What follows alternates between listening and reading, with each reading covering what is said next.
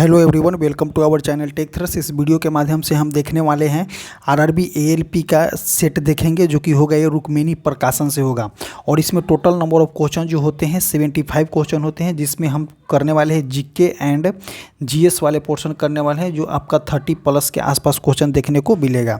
सबसे पहले हम आपको बता दें कि जितने भी रेलवे के स्टूडेंट हैं उनका जो है सिटी इंटीमेशन एंड डेट दे दिया गया है। आप जाइए और अपना रिस्पेक्टिवली जिस तरह से देखिए, अगर मान लिया जाए कि 25 वाले को एग्ज़ाम है तो उनका जो है 15 तारीख को देगा सिटी इंटीमेशन दिखाया जाएगा। जिसका 26 का एग्ज़ाम है उसको 16 को दिखाएगा। इस तरह से सिटी इंटीमेशन रिस्पेक्टिवली दिखाया जा रहा है। सो जितने भी बच्चे हैं वो अपना चेक कर लें। और आगे देखते हैं कि इसको जो है अब 3 टाइम दे दिया जाएगा, क्योंकि देखिए एग्ज़ाम नज़दीक है और एग्ज़ाम के नज़दीक को देखते हुए 10 दिन में पूरा बुक को जो है कवर कर लिया जाएगा। सो देखते हैं first of all first question देखते हैं। फर्स्ट क्वेश्चन देखते हैं कि इसमें फर्स्ट क्वेश्चन बोलना क्या चाह रहा है। तो देखिए फर्स्ट क्वेश्चन हो जाएगा मेरा 7 नंबर क्वेश्चन। इक्का सिलिकॉन को के रूप में जाना जाता है। तो देखिए इक्का सिलिकॉन को के रूप में जाना जाता है, तो ये सभी जो होता है इक्का ग्रुप के अंतर्गत आता है। तो देखिए इसमें आंसर हो जाएगा किसका, तो जर्मेनियम का हो जाएगा। जर्मेनियम जो होता है इक्का सिलिकॉन के अंतर्गत आता है। और देखते हैं जर्मेनियम जो हो जाएगा इक्का सिलिकॉन के अंतर्गत आता है। और देखते हैं इसमें क्या, इक्का सिलिकॉन के अंतर्गत जो है जर्मेनियम आता है। और इक्का एल्युमिनियम के अंतर्गत जो है गैलियम को लिया जाता है। उसके बाद एल्युमिनियम तो आप देखते हैं एक तत्व है, सिलिकॉन भी एक तत्व है। तो देखिए सिलिकॉन जो है तत्व, सिलिकॉन जो हो जाएगा आपका उपधातु हो जाएगा, एल्युमिनियम जो हो जाएगा धातु हो जाएगा। और इक्का एल्युमिनियम किसको बोला जाता है, तो गैलियम को बोला जाता है। और इक्का सिलिकॉन बोला जाता है किसको, तो जर्मेनियम को इक्का सिलिकॉन बोला जाता है। नेक्स्ट क्वेश्चन देखते हैं, question number 8 number question. 8 number question बोलना क्या चाह रहा है कि पोटेशियम की परमाणु त्रिज्या सोडियम से क्या होती है, तो अधिक होती है, आधी होती है, के बराबर होती है और के कम होती है। तो देखिए पहले ग्रुप की बात करते हैं। तो पहले ग्रुप में कौन कौन से, हाइड्रोजन हो जाएगा आपका, हाइड्रोजन हो जाएगा। उसके बाद लिथियम हो जाएगा। लिथियम के बाद देखेंगे आपका सोडियम हो जाएगा। उसके बाद देखेंगे पोटेशियम हो जाएगा। तो देखिए जैसे ही पीरियोडिक टेबल में ऊपर से नीचे आया जाता है, तो त्रिज्या का आकार जो होता है बढ़ जाता है। तो पोटेशियम देखिए सोडियम के बाद पोटेशियम है, तो इसका त्रिज्या जो होती है आकार जो हो जाएगा बढ़ जाएगा। तो ऑप्शन नंबर कौन सा हो जाएगा, ए हो जाएगा। नेक्स्ट क्वेश्चन देखते हैं 9 नंबर क्वेश्चन। इस स्क्रीन पे बनाना पॉसिबल नहीं है, इसका आंसर बता देते हैं हम। इसका आंसर हो जाएगा ए। नेक्स्ट क्वेश्चन देखते हैं क्वेश्चन नंबर 10। क्वेश्चन नंबर 10 बोलना क्या चाह रहा है कि यदि वस्तु अनंत और अवतल दर्पण के प्रकाशीय केंद्र O के बीच रखी जाती है तो अपवर्तन के बाद प्रतिबिंब कैसा बनेगा। तो देखिए क्या बोल रहा है कि अवतल लेंस में बोला जा रहा है। तो अवतल लेंस किस प्रकार का होता है, तो ये एक प्रकार का अवतल लेंस है। इसमें बोला गया है क्या कि वस्तु के अनंत और अवतल दर्पण के प्रकाशीय केंद्र मतलब कि O के बीच में रखा जा रहा है। इसके और अनंत के बीच में जब रखा जाएगा तो प्रतिबिंब कैसा बनेगा, तो अवतल दर्पण में पूछा गया है। तो अवतल दर्पण में हमेशा प्रतिबिंब जो बनता है, दर्पण नहीं, अवतल लेंस में हमेशा प्रतिबिंब आपका आभासी बनेगा और सीधा बनेगा। तो इसका आंसर कौन सा हो जाएगा, सी हो जाएगा। नेक्स्ट क्वेश्चन देखते हैं 11 नंबर क्वेश्चन। औसत चाल और औसत वेग वस्तु की गति दर्शाता है। तो देखिए औसत चाल और औसत वेग जो है वस्तु की गति को दर्शाता है। तो देखिए average speed equal to formula क्या होता है, total distance by total time हो जाता है। Total distance by total time. तो इसमें बोलना क्या जाए, लंबी दूरी ये गलत हो जाएगा। समय की एक विशेष अवस्था ये भी गलत हो जाएगा। दिए गए अंतराल के दौरान, तो ऑप्शन नंबर सी जो हो जाएगा इसके लिए करेक्ट हो जाएगा।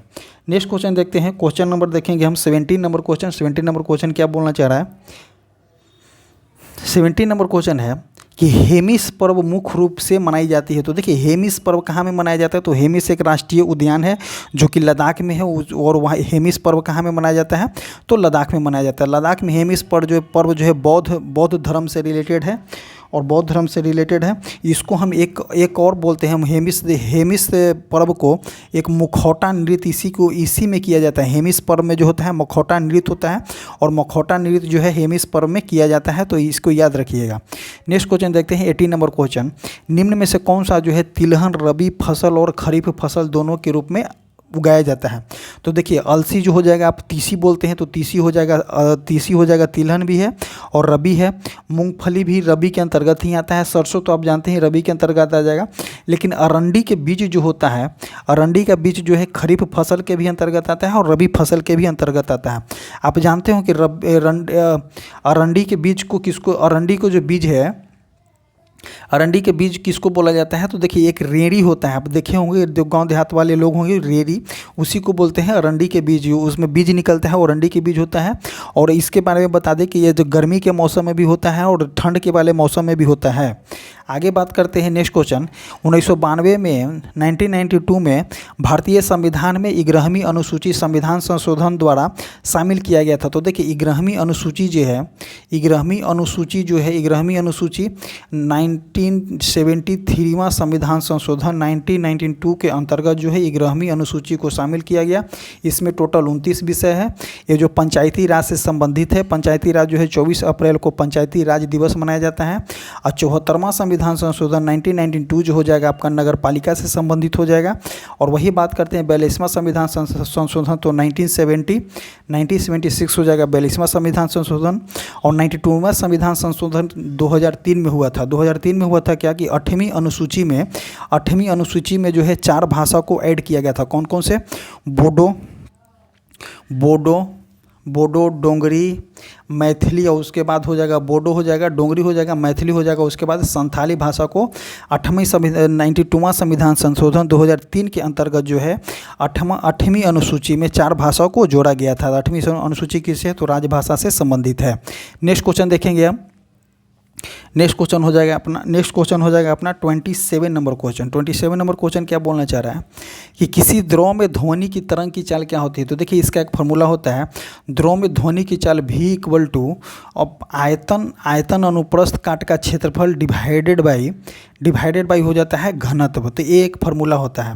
तो देखिए इस फार्मूला के रिलेटिव से हम देखते हैं कि ध्वनि का वेग क्या पूछ रहा है, कि ध्वनि की तरंग की चाल क्या होती है। तो देखिएगा माध्यम के जो आयतन होता है, आयतन अनुप्रस्थ और गुणांक के वर्ग के अनुक्रमानुपाती होता है। तो देखिए यहाँ पे एक रूट होता है, तो वर्ग के अनुक्रमानुपाती है, तो ऑप्शन नंबर ए जो हो जाएगा करेक्ट हो जाएगा। नेक्स्ट क्वेश्चन देखते हैं। नेक्स्ट क्वेश्चन पूछना चाह रहा है कि यदि 22 डिग्री सेल्सियस पर हवा में ध्वनि की चाल 344 मीटर पर सेकेंड है, मतलब कि V बराबर दिया हुआ है आपका 344 मीटर पर सेकेंड, ओके। और प्रतिध्वनि को अलग सुने जाने पर ध्वनि और प्रतिध्वनि के बीच की न्यूनतम अंतराल जो होता है, टाइम डिस्टेंस आपका दिया गया है 0.1 सेकेंड।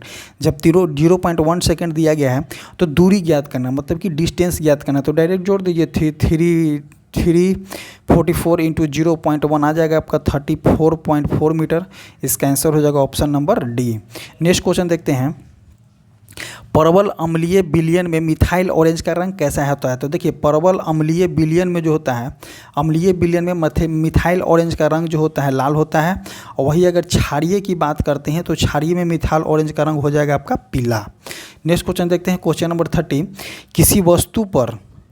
किसी वस्तु पर किया गया कार्य निर्भर करता है। तो देखिए वस्तु पर किया गया कार्य क्या होता है, W बराबर FS cos थीटा होता है, फॉर्मूला होता है।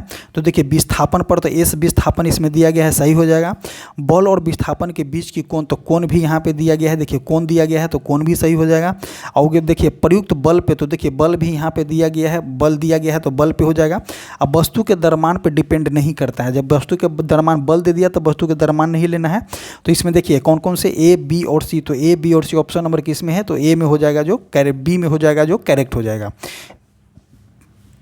नेक्स्ट क्वेश्चन देखते हैं। नेक्स्ट क्वेश्चन हो जाएगा आपका question number 36 number question. 36 number question क्या बोलना चाह रहा है कि खलीफा को तत्कालीन शक्तियों की रक्षा के लिए बम्बई में एक खलीफा समिति का गठन किया गया था। तो देखिए बम्बई में खलीफा समिति का गठन जो है मार्च 1919 में किया गया था। तो ऑप्शन नंबर डी जो हो जाएगा करेक्ट हो जाएगा। नेक्स्ट क्वेश्चन देखते हैं। भारत का पहला पूर्ण जनगणना अभियान किस वर्ष में शुरू किया गया था? तो देखिए भारत का बोला गया का भारत का पहला पूर्ण जनगणना अभियान, तो जनगणना अगर शुरू करने की बात किया गया था तो 1972 में लॉर्ड मेयो के कार्यकाल में, हाँ लॉर्ड मेयो, सॉरी 1972 नहीं, 1872 में लॉर्ड मेयो के कार्यकाल में जो है जनगणना की शुरुआत किया गया था। बट बोला गया है क्या कि पहला पूर्ण जनगणना, अगर पूरी तरह से जनगणना की बात करते हैं तो 1881 में लॉर्ड रिपन के कार्यकाल में हुआ था। और आपको बता दें कि 2011 के जनगणना जो है, 2011 की जनगणना जो 15 नंबर की जनगणना है, 2011 की जनगणना कितना है, तो 2011 की जनगणना जो हो जाएगा 15 नंबर की जनगणना हो जाएगा। 2011 की जनगणना जो हो जाएगा 15 नंबर का जनगणना हो जाएगा 1881 के अंतर्गत। वही अगर बात करते हैं तो स्वतंत्र भारत का कितना हो जाएगा, तो स्वतंत्र भारत का 7वां जनगणना हो जाएगा। नेक्स्ट क्वेश्चन देखते हैं, शतरंज के वर्गाकार खेलों के क्षैतिज पंक्तियों को क्या कहा जाता है। तो देखिए क्षैतिज पंक्तियों को क्या बोला जाता है, पौन नहीं बोला जाएगा, फाइल भी नहीं बोला जाएगा, विराप नहीं बोला जाता है, तो इसको रैक बोला जाता है। क्या बोला जाता है, तो रैक बोला जाता है। नेक्स्ट क्वेश्चन देखेंगे, क्वेश्चन नंबर हो जाएगा मेरा 45 नंबर क्वेश्चन। 45 बोलना क्या चाह रहा है, हाँ बोलना देखिए कि किसी गतिमान का कण एक विस्थापन समय ग्राफ दिया गया है। तो देखिए विस्थापन दिया गया है और यहाँ पे समय दिया गया है। तो क्या बोले बताइए, कण का तत्क्षणिक वेग निम्न में से कौन सा नकारात्मक होगा जो हो जाएगा। तो देखिए विस्थापन देखिए सी वाला जो है पॉजिटिविटी बढ़ रहा है, डी वाला भी पॉजिटिविटी बढ़ रहा है, बट देखिए ई के पास से जो है निगेटिविटी मतलब ग्राफ जो है डिक्रीज होते चला गया है, उसके बाद इंक्रीज हो गया, ऐसे कर करके ऐसे हो गया। तो देखिए ई के पॉइंट के पास जो है नकारात्मक हो जाएगा। ऑप्शन नंबर कौन सा हो जाएगा, ऑप्शन नंबर सी हो जाएगा। नेक्स्ट क्वेश्चन देखते हैं, मायोसिन और एक्टिन क्या है। तो देखिए मायोसिन और एक्टिन एक प्रकार का प्रोटीन है, एक प्रकार का जो है मांसपेशीय प्रोटीन होता है मायोसिन और एक्टिन एक प्रकार का जो है मांसपेशीय प्रोटीन है। और टोटल मांसपेशियों की संख्या बॉडी में कितना होता है, तो 639 होता है। और रेखीय की बात करते हैं तो 400 होता है। और आपको बता दें कि प्रोटीन के लिए जो है दाल महत्वपूर्ण होता है। दाल का पीएच मान आप बात कर सकते हैं, तो दाल का पीएच मान आपका 6.7 के आसपास होता है।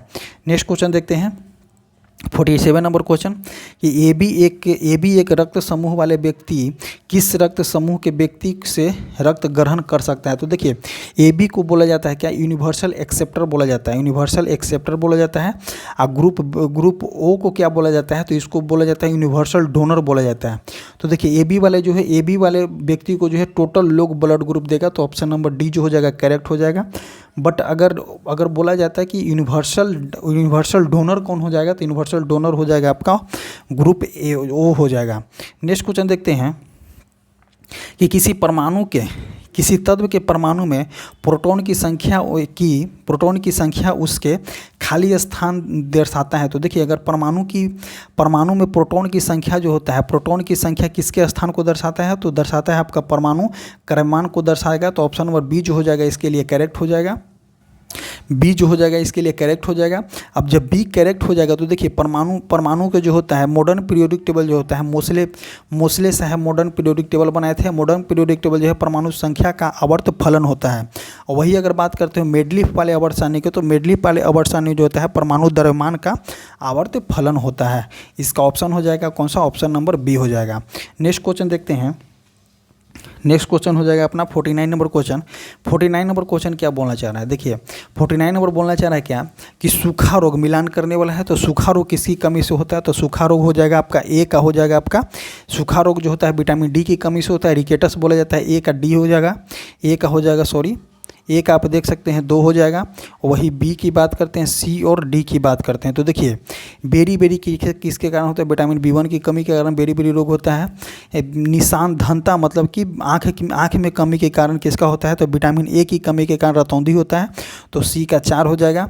वही अस्कर्वी किसके होता है, तो विटामिन सी की कमी के कारण अस्कर्वी होता है। तो देखिए इसमें मैच कीजिए, ए का 2 नंबर और ए का 2 नंबर हो गया, तो ए का 2 नंबर इसी से मिल गया। तो ऑप्शन नंबर डी जो हो जाएगा करेक्ट हो जाएगा। नेक्स्ट क्वेश्चन देखते हैं क्वेश्चन नंबर 55। क्वेश्चन नंबर 55 क्या बोलना चाह रहा है कि पेन पिंटर पुरस्कार 2024 में किसे सम्मानित किया गया है। तो करंट अफेयर का क्वेश्चन है। तो पेन पिंटर पुरस्कार 2024 में किसको दिया गया है, तो अरुंधति राय को दिया गया है। और पेन पिंटर पुरस्कार की शुरुआत जो है 2009 में किया गया था। नेक्स्ट क्वेश्चन देखते हैं, सितंबर 2024 में श्रीलंका के नए प्रधानमंत्री कौन बने हैं। तो श्रीलंका के नए प्रधानमंत्री की बात करते हैं तो डॉक्टर हरेनी अमर सूर्या को बनाया गया है नए प्रधानमंत्री। नेक्स्ट क्वेश्चन देखते हैं, नेक्स्ट क्वेश्चन हो जाएगा आपका क्वेश्चन नंबर 64। तो 64 नंबर क्वेश्चन जो है थोड़ा सा इसे स्क्रीन पे बनाना पॉसिबल नहीं है, जो नहीं बन पाएगा। नेक्स्ट क्वेश्चन देखते हैं 64 के अलावा देखते हैं 65 नंबर क्वेश्चन कि अस्थि मज्जा में मौजूद कौन सा हार्मोन जो है आरबीसी उत्पादन को बढ़ावा देता है? तो देखिए आरबीसी उत्पादन को बढ़ावा देता है, तो आरबीसी से रिलेटेड हो जाएगा आपका एरिथ्रोसाइट को हम रेड ब्लड सेल भी बोलते हैं, तो एरिथ्रोपाइटिन इसका आंसर हो जाएगा। नेक्स्ट क्वेश्चन देखते हैं कि इथेन का आणविक सूत्र कितना होता है? तो देखिए इथेन का अगर आणविक सूत्र की बात करते हैं तो 6 सहसंयोजक बंधन नहीं होगा।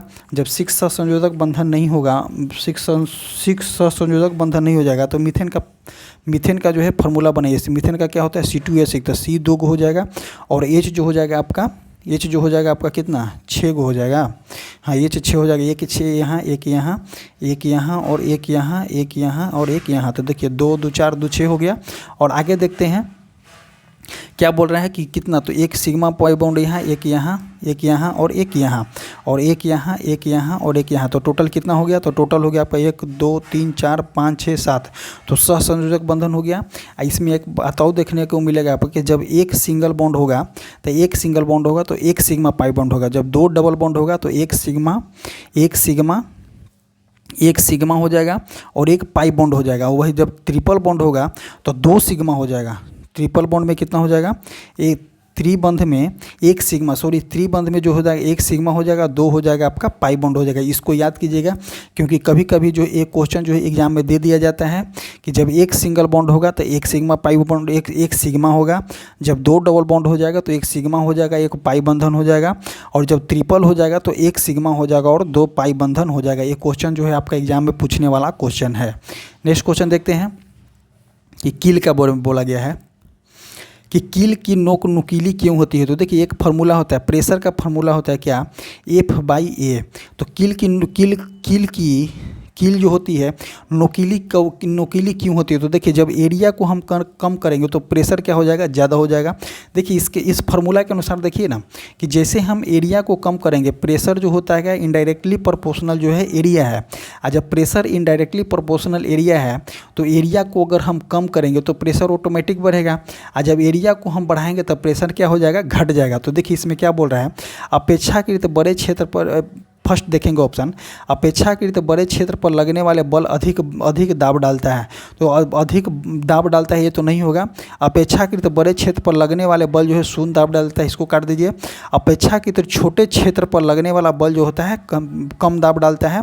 अपेक्षाकृत छोटे क्षेत्र पर लगने वाले बल जो होता है अधिक दाब डालता है। तो देखिए छोटे क्षेत्र पर लगने वाले बल जो हो जाएगा आपका अधिक दाब डालेगा। तो ऑप्शन नंबर डी जो हो जाएगा करेक्ट हो जाएगा अकॉर्डिंग टू दिस फार्मूला आप इसको यूज कर सकते हैं। नेक्स्ट क्वेश्चन देखते हैं कि एक पिंड जो है 8 न्यूटन का बल लगाया जाता है उस बिंदु से 20 सेंटीमीटर की दूरी पर जिसे वह धुरी पर रखी गई है। धुरी के चारों ओर बल आघूर्ण बताएगा। तो देखिए बल आघूर्ण इक्वल टू फार्मूला होता है, बल आघूर्ण इक्वल टू एक फार्मूला होता है, टॉ इक्वल टू एक फार्मूला होता है, एफ इंटू हो जाएगा आपका डिस्टेंस हो जाएगा। तो एफ के मान कितना दिया गया है? एफ के मान देखिए 8 न्यूटन दिया गया है और डिस्टेंस के मान कितना दिया गया? 20 सेंटीमीटर दिया गया। तो 20 सेंटीमीटर को मीटर में बदल दीजिए, 20/8/5 हो जाएगा। जब 8/5 हो जाएगा तो आपका 1.6 न्यूटन मीटर इसका आंसर हो जाएगा। नेक्स्ट क्वेश्चन देखते हैं। नेक्स्ट क्वेश्चन हो जाएगा आपका 68 नंबर हो गया। उसके बाद देखते हैं 74 नंबर क्वेश्चन क्या बोलना चाह रहा है। तो देखिए 74 नंबर क्वेश्चन बोलना चाह रहा है किसे अंतर्राष्ट्रीय ओलंपिक समिति द्वारा ओलंपिक में ऑर्डर से सम्मानित किया गया है? तो अभिनव बिंद्रा को सम्मानित किया गया है। नेक्स्ट देखेंगे विदेश में भारतीय मूल के कितने वैज्ञानिक के लिए विज्ञान मंत्रालय ने वैभव फेलोशिप का प्रथम प्राप्तकर्ता की घोषणा किया है। तो वैभव फेलोशिप के प्रथम प्राप्तकर्ता की घोषणा कितने लोगों को किया गया है? तो 22 लोगों को किया गया है। ऑप्शन नंबर कौन सा हो जाएगा? इसका ए हो जाएगा और इसका भी ए हो जाएगा। तो दोनों जो करंट अफेयर से क्वेश्चन रिलेटेड है। आई होप आपको समझ में आया होगा। आपको कैसा लगा वीडियो आप कमेंट करके बता सकते हैं। और आप जो है इसको कंटिन्यूटी देखा कीजिए। जिस तरह से आप कंटिन्यूटी देखिएगा तो आपको बहुत ही बेनिफिट होने वाला है इसके माध्यम से। सो जितने भी बच्चे हैं आप अपना एडमिट कार्ड जा करके डाउनलोड कर लें और जो है जिस तरह से आपका एडमिट कार्ड आते जाएगा रिस्पेक्टिवली आपका एडमिट कार्ड दिया जाएगा। सो जितने भी बच्चे हैं आप जाइए और एडमिट कार्ड को डाउनलोड करने की कोशिश कीजिए। अगर नहीं दिखा रहा है तो आपका नेक्स्ट डे एग्जाम है, नेक्स्ट डे आपको ज़रूर दिखा दिया जाएगा। सो ये जो होता है टॉपिक जो होता है ख़त्म होता है। आपको वीडियो कैसा लगा आप कमेंट करके बता सकते हैं। और आपको बता दें कि एक हमारा टेलीग्राम चैनल है जो कमेंट बॉक्स और डिस्क्रिप्शन बॉक्स में उसका जो लिंक पिन किया गया है, आप जाइए और वहाँ से जुड़ जाइए। Thank you.